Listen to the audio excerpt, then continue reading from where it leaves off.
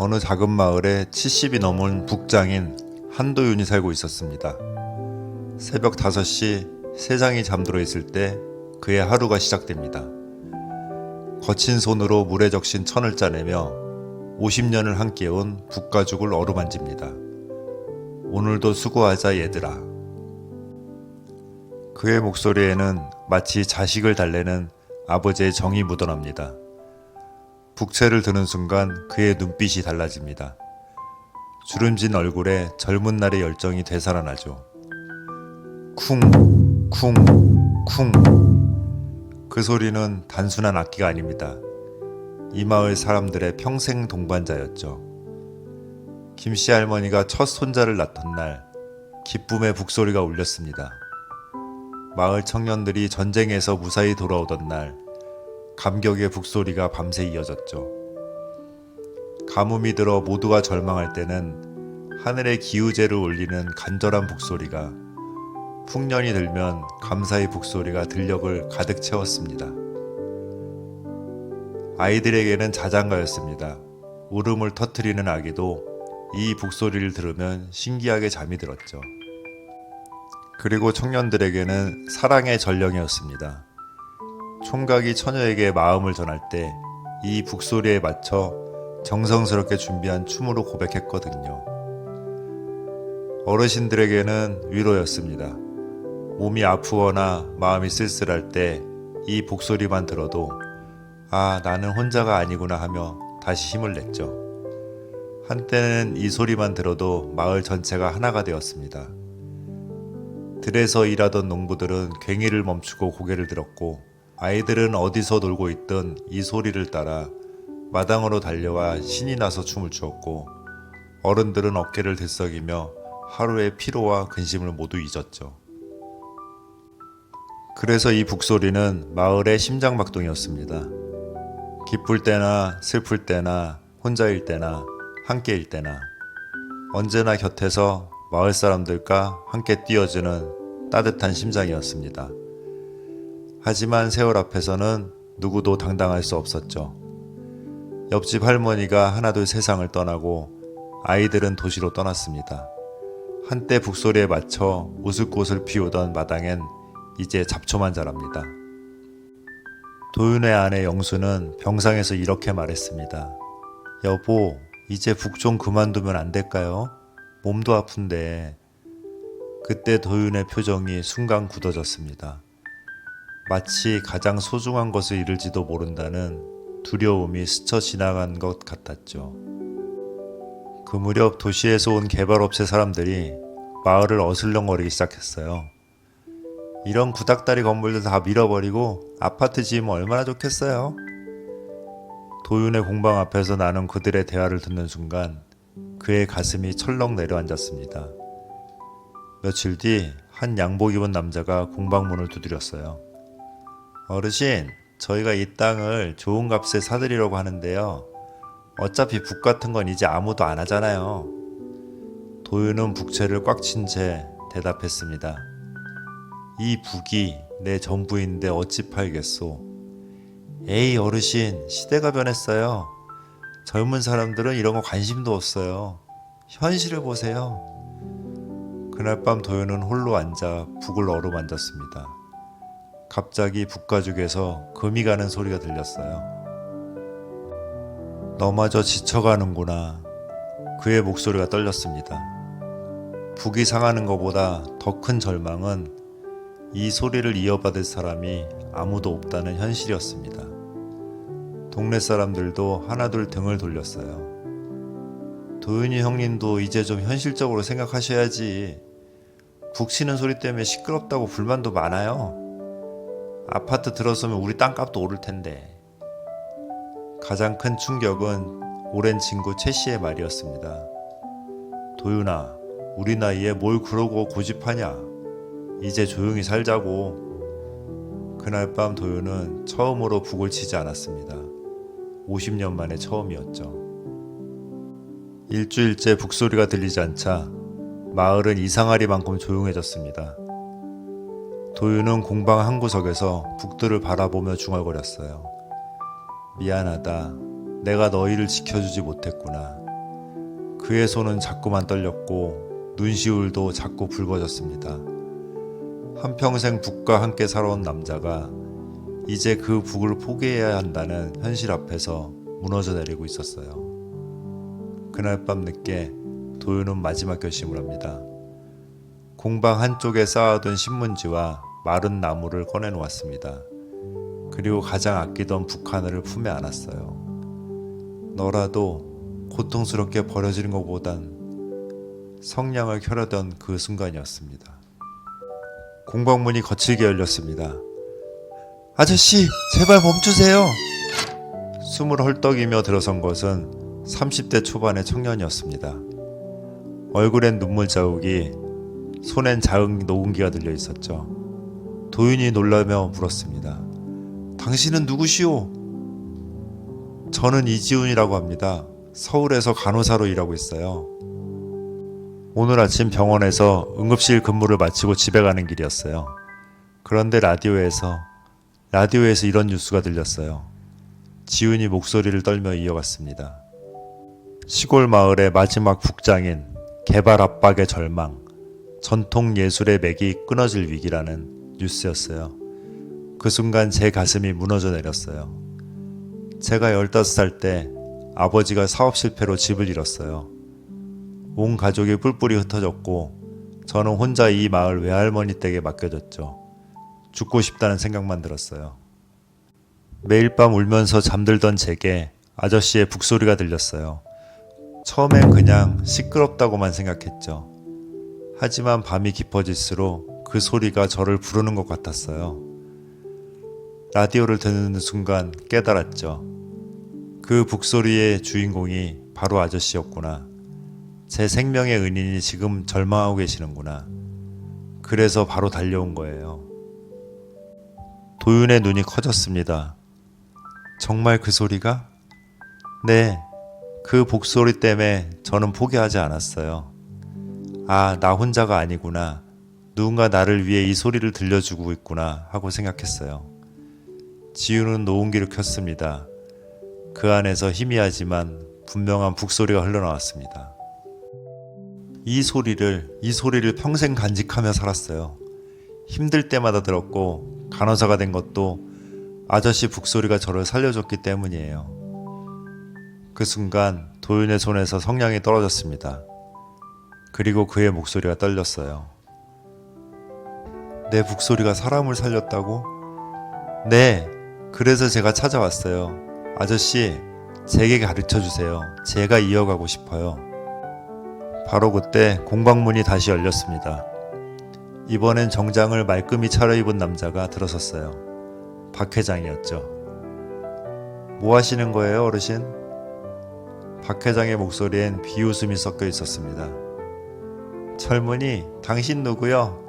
여기서 무슨 연극을 하는 거요? 지훈이 당황하며 말했습니다.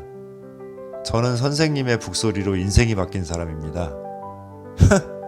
북소리로 인생이 바뀌었다고? 박 회장이 큰 소리로 웃었습니다. 그런 감동파리 말고 현실을 봐요, 어르신. 이 젊은이한테 속으면 안 되지. 요즘 사기꾼들이 얼마나 교묘한데. 나이 드신 분들 감정 건드려서 돈 뜯어내려오는 거 아니야? 북? 그게 뭐 대단한 거라고. 아무나 북도 들릴 수 있어요. 요즘 애들은 스마트폰으로 더 좋은 음악 다 들어요. 누가 이런 시끄러운 소리를 듣겠어요? 도윤의 얼굴이 흑빛으로 변했습니다. 그럼 내가 평생 해온 게 다 헛된 일이었단 말이오?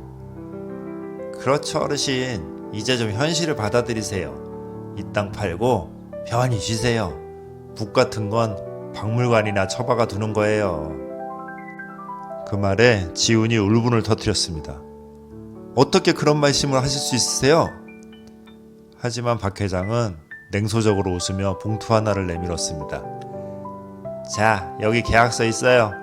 도장만 찍으시면 어르신도 마을 사람들도 모두 잘 살 수 있어요. 그 순간 도윤이 천천히 일어났습니다. 늙고 쇠약한 몸이었지만 그의 눈빛만큼은 젊은 날처럼 타올랐어요.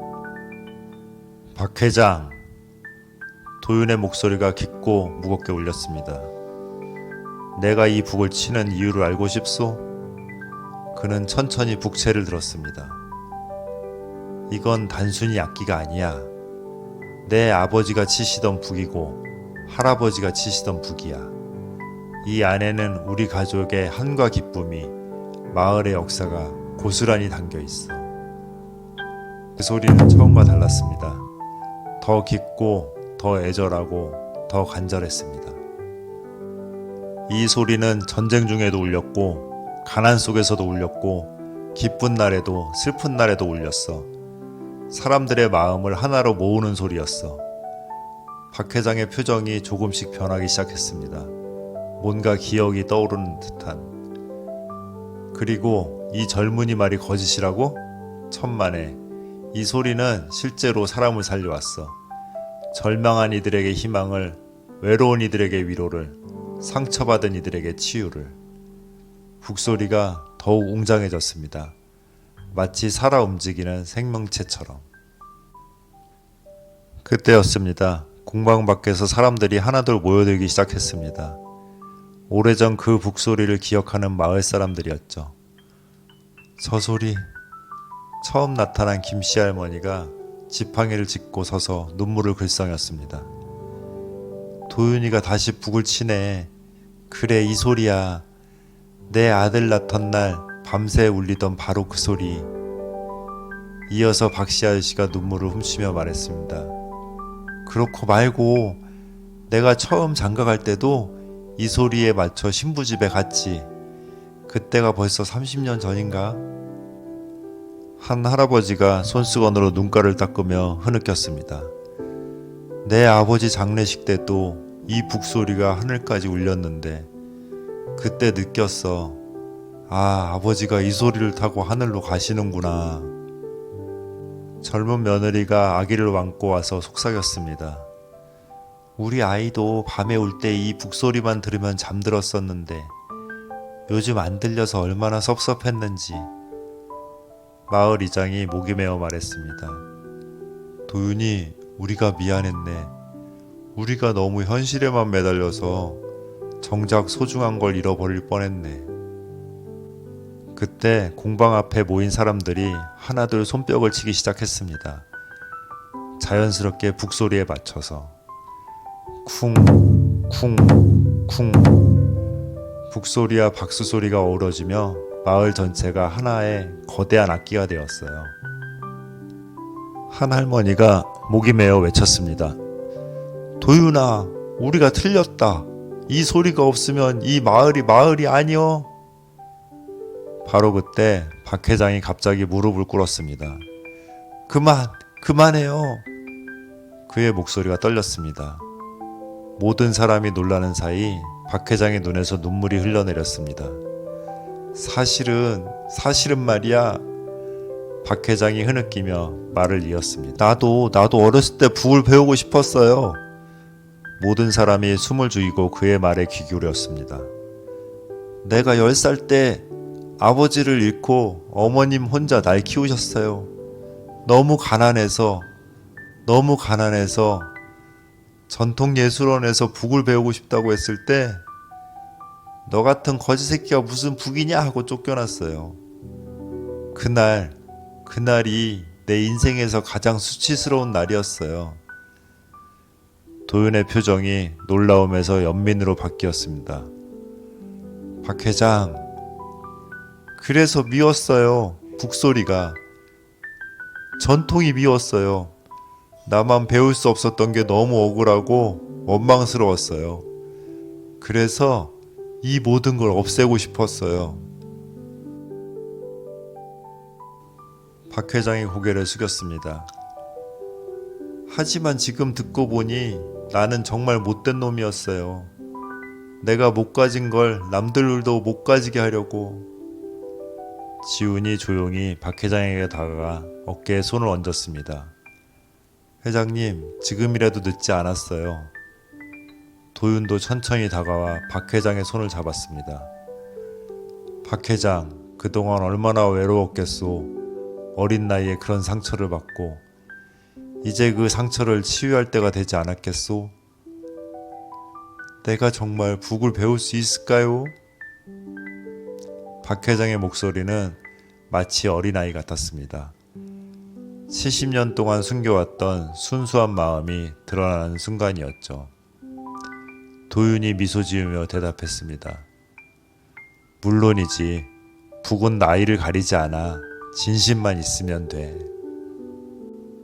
그로부터 한 달 후 작은 마을의 공방엔 세 사람의 모습이 있었습니다. 80 넘은 장인 도윤, 30대 청년 지훈, 그리고 70을 넘긴 박 회장. 쿵, 쿵, 쿵. 세 사람의 북소리가 하나가 되어 울려 퍼졌습니다. 처음에 서툴렀던 박 회장의 손놀림도 이젠 제법 멋이 났죠. 그런데 이상한 일이 일어나기 시작했습니다. 그날 도윤의 이야기를 방송했던 라디오 PD가 직접 마을을 찾아온 것이에요. 선생님, 저희가 특집 다큐멘터리를 만들고 싶습니다. 마지막 북소리가 되살린 마을의 기적이라는 제목으로요. 방송이 나간 후 마을에는 예상치 못한 변화가 찾아왔습니다. 먼저 온 것은 대학교 국악과 학생들이었어요. 선생님께 직접 배우고 싶어요. 이어서 문화재청에서도 연락이 왔습니다. 이 마을을 전통문화보존지역으로 지정하고 싶습니다. 그리고 가장 놀라운 일이 일어났습니다. 박 회장이 개발하려던 그 땅에 전통 북소리 체험마을이 들어서게 된 거예요. 이제야 진짜 개발이 뭔지 알겠어요. 박 회장이 설계도를 펼치며 말했습니다. 한옥체험관, 북만들기 공방, 전통 찻집. 여기서 관광객들이 진짜 우리 문화를 배우고 가는 거예요. 어느 날 저녁 마을 이장이 도윤을 찾아와 고개를 숙였습니다. 도윤 형님, 우리가 얼마나 어리석었는지 이제야 깨달았어요. 아파트가 아니라 이게 진짜 우리 마을을 살리는 길이었네요. 관광버스가 들어오고 젊은 가족들이 아이들 손을 잡고 공방을 찾아왔습니다. 아이들은 신기해하며 북을 두드리고 부모들은 휴대폰으로 영상을 찍으며 감탄했어요. 와, 정말 멋있다. 이런 소리는 처음 들어봐요. 어느 날 저녁 도윤이 지훈을 불러 특별한 북 하나를 내밀었습니다. 이건 내 아버지가 치시던 북이야. 100년도 넘었지. 이제 내게 물려주마. 지훈이 두 손으로 정중히 받으며 눈물을 글썽였습니다. 선생님, 제가 정말 이걸 받아도 될까요? 그래, 하지만 이젠 혼자가 아니야. 이 많은 제자들과 함께 가는 거란다. 공방 밖을 보니 벌써 10명이 넘는 새로운 제자들이 기다리고 있었습니다. 그날 밤 마을에서는 북소리 축제가 열렸습니다. 전국에서 몰려온 관광객들과 마을 사람들이 함께 어우러져 춤을 추었어요. 쿵, 쿵, 쿵. 이제는 한 사람의 외로운 북소리가 아니었습니다. 수십 개의 북이 함께 울려 퍼지는 장관이었죠. 관광객 중 한 할아버지가 눈물을 흘리며 말했습니다. 이런 게 진짜 우리 문화구나. 우리 손자들도 꼭 데려와야겠어. 오늘도 우리 곁 어딘가에서는 묵묵히 한길을 지켜가는 이들이 있습니다. 그들 덕분에 우리의 소중한 것들이 다음 세대로 이어집니다. 쿵, 쿵, 쿵. 마을 하늘에 별이 떠오르고 이제는 관광버스의 불빛과 한옥체험관의 따뜻한 등불이 함께 어우러져 있었습니다. 전통과 현대가 아름답게 조화를 이룬 풍경이었죠. 어떤 울림은 세상을 바꿉니다. 공감하셨다면 구독과 좋아요 그리고 댓글로 응원해주세요.